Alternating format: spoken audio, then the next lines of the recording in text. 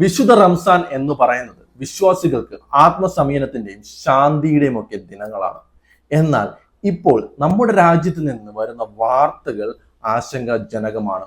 നോമ്പ് തുറക്കുന്നത് മുതൽ ബിരിയാണി കഴിക്കുന്നതിന് വരെ FIR രേഖപ്പെടുത്തുന്നുണ്ട്. എന്തിനാണ് ഇതൊക്കെ സംഭവിക്കുന്നത്? എന്താണ് നമ്മുടെ രാജ്യത്ത് സംഭവിക്കുന്നത്? നമുക്കതൊന്ന് പരിശോധിച്ച് നോക്കാം. ഏറ്റവും പുതിയ സംഭവം റിപ്പോർട്ട് ചെയ്തിരിക്കുന്നത് ഉത്തർപ്രദേശിലെ വാരണാസിയിൽ നിന്നാണ്.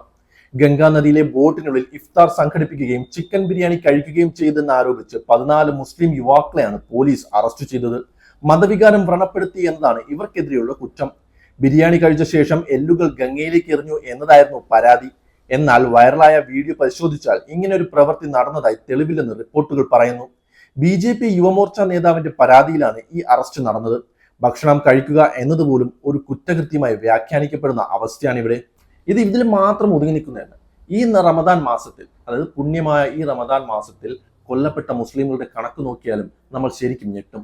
രാജസ്ഥാനിലെ ഭിവാഡിയിൽ അമീർ ഖാൻ എന്ന 28 വയസ്സുകാരനെ ട്രക്ക് ഡ്രൈവർ വെടിയേറ്റ് മരിച്ചു. പള്ളിക്കടുത്ത് വാഹനം കാത്തു നിൽക്കുമ്പോഴാണ് ബജ്രംഗ് ദൾ പ്രവർത്തകർ ഇയാളെ ആക്രമിച്ചതെന്ന് കുടുംബം ആരോപിക്കുന്നു.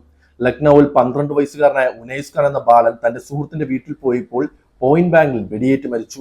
ബീഹാറിലെ മധുബനിയിൽ റോഷൻ ഖാത്തൂൺ എന്ന സ്ത്രീയെ ഒരു സംഘം ആളുകൾ തൂണിൽ കെട്ടിയിട്ട് ക്രൂരമായി മർദ്ദിച്ച് കൊലപ്പെടുത്തി. മരണത്തിന് മുൻപ് അവരെ കൊണ്ട് ഗോമൂത്രവും മദ്യവും നിർബന്ധിച്ച് കുടിപ്പിച്ചു എന്ന ഞെട്ടിക്കുന്ന വിവരവും പുറത്തു വരുന്നുണ്ട്. മഹാരാഷ്ട്രയിലും മധ്യപ്രദേശിലുമൊക്കെ ഇഫ്താർ പാർട്ടികൾ വരെ തടസ്സപ്പെടുത്തിയ സംഭവങ്ങളുണ്ട്.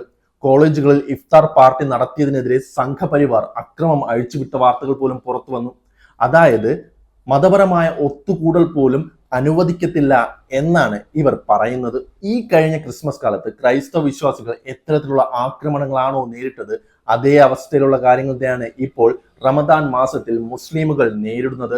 നമ്മുടെ രാജ്യത്ത്, ജനാധിപത്യ രാജ്യം എന്ന് പറയുന്ന നമ്മുടെ ഇന്ത്യയിൽ, ഒരാൾക്ക് സ്വന്തം വിശ്വാസത്തിൽ അവരുടെ മതാനുഷ്ഠാനമായിട്ടുള്ള കാര്യങ്ങൾ ആചരിക്കാൻ പോലും അവകാശമില്ലാത്ത അവസ്ഥയിലേക്ക് എത്തിക്കൊണ്ടിരിക്കുകയാണ്. മതം ഒരാളുടെ സ്വകാര്യതയാണ്. അത് അയാൾ പാലിക്കുന്നതിൽ ഇവിടെ ആർക്കും ബുദ്ധിമുട്ടുണ്ടാകേണ്ട ആവശ്യമേ ഇല്ല.